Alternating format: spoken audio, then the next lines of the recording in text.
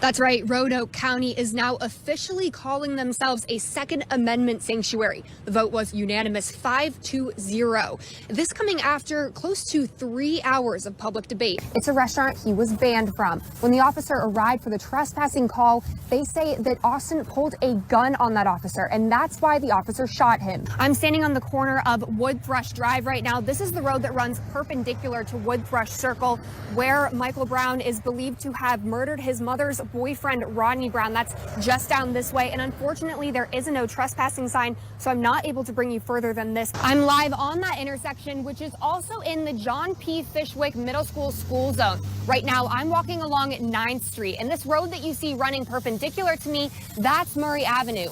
Over here is the crosswalk where police say the little girl was crossing around 8 a.m. when she was struck by a commercial van. I want to step behind the camera and show you something that friends and loved ones and family members have been putting together for Aubrey Belcher. While I was doing this live shot, 2 women actually stopped by and added to this memorial site here, where friends and family and loved ones have been putting flowers and balloons and stuffed animals. I want you to take a look behind me, because this is one of the crews that the Department of Urban Forestry has on call, out deployed, getting rid of those trees that have fallen into our roadways during the storm last night. 8 cars, as you mentioned, all piled up along this stretch of the road behind me. As you can see, the road is now clear. Now, 2 of those cars had children inside of them.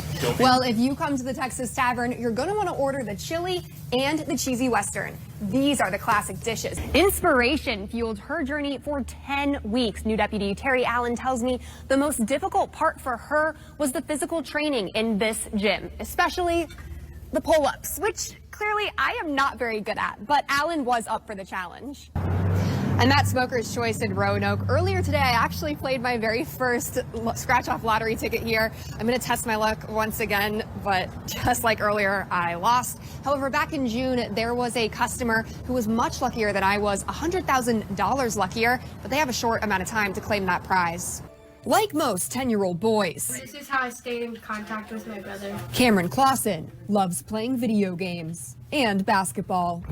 It's fun, and it just makes me feel like being normal again. But unlike other 10-year-old boys, you see his little hair growing back here. Cameron knows how it feels to fight for his life. He was diagnosed with acute myeloid leukemia in April. My insurance for Cameron and myself was through my employer. After taking 9 days off to care for Cameron, Mom Becky Clausen ran out of paid time off at her job working for the Summit Group, a marketing company based out of Utah. She says after returning to work full-time, her boss began taking responsibilities away from her. He actually said in an email, "We both know you can't do this job anymore." And that really hurt, because I could. A complaint filed on Clausen's behalf with the Virginia Equal Employment Opportunity Commission says during this time, the Summit Group CEO flew from Salt Lake City to Roanoke, Virginia, where Clausen worked as a remote employee, to fire her in the lobby of the hospital where her son was receiving treatment. The next thing he said was, "Mommy, I'm so sorry that I got cancer because it made you get fired from your job."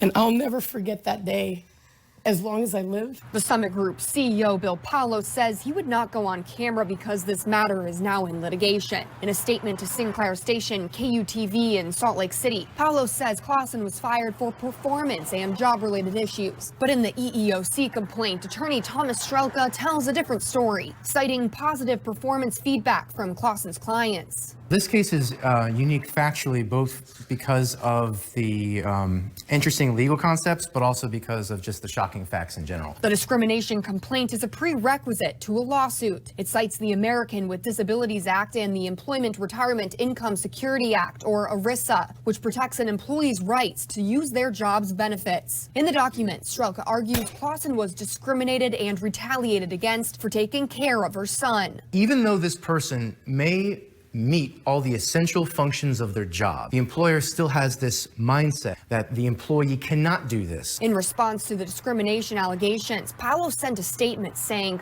"We are saddened about this situation. The allegation that we let someone go because of a family health situation is categorically untrue. We also took reasonable steps to try and accommodate this employee."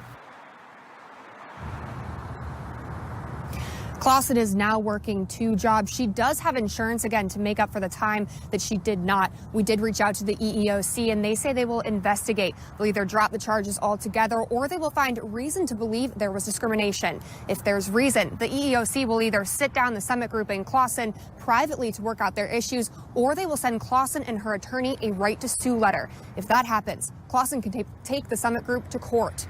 The EEOC has not yet made a decision about what they will do. Live in Roanoke, I'm Christina Thompson for ABC 13 News. You're watching Ring doorbell footage from the DeGeorges' home on the worst night of the family's life. This is 10-year-old Emma DeGeorges calling 911 on November 1st, the night of the fire.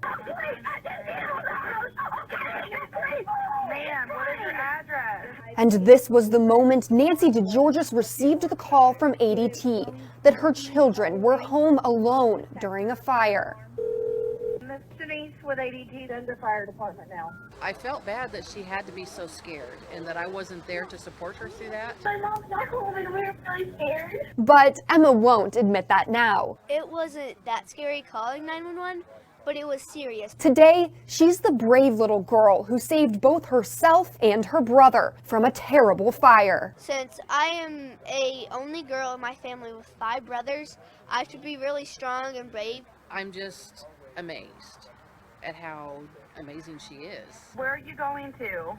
My neighbor's house. Come on, Ethan, just come on, I'll call Mom. The smoke alarm system and the call kept the children from the flames that engulfed Ethan's room and allowed alarm professionals and firefighters You guys are out of the house now, right? At your neighbor's house? to do their job Yes. and put out the fire. Fire department's on the way. In Roanoke, All right, Emma, I'm gonna let you go. Christina Thompson, Bye. ABC 13 News.